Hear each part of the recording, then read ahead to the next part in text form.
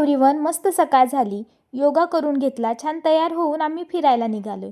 रस्त्याने जाताना वाटाणा व गाजराची शेती पाहत पाहत छान प्रवास चालू होता.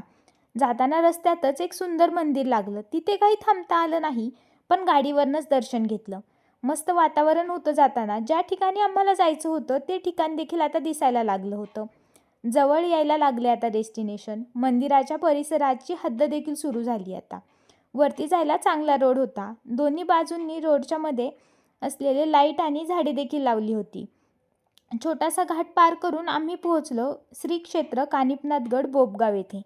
नवनाथांपैकी एक असलेले कानिफनाथ यांचं हे मंदिर आहे. मंदिर डोंगरावर असल्यामुळे खूप पायऱ्या होत्या. चढून दमल्यावर जरा वेळ थांबलो तर असा आहे खालचा व्ह्यू. नंतर मंदिरात गेलो, दर्शन वगैरे घेतलं. जरा गर्दी होती जास्त, पण दर्शन छान झालं. बाहेर येऊन मंदिर पाहिलं. असं म्हणतात की कानिफनाथ यांचा जन्म हत्तीच्या कानातून मढी येथे झाला आहे. त्याचीच कथा मूर्तीद्वारे दाखवली आहे. मंदिराचा परिसर खरंच खूप शांत आणि मनमोहक आहे. मला तर खूप जास्त आवडलं हे मंदिर. बराच वेळ घालवला तिथेच. नंतर प्रसाद घेतला व घरी यायला निघालो. ऊन जरा जास्त होतं म्हणून थंडगार उसाचा रस आणि वडापाव खाल्ला. नंतर आम्ही आलो घरी. Thank you all.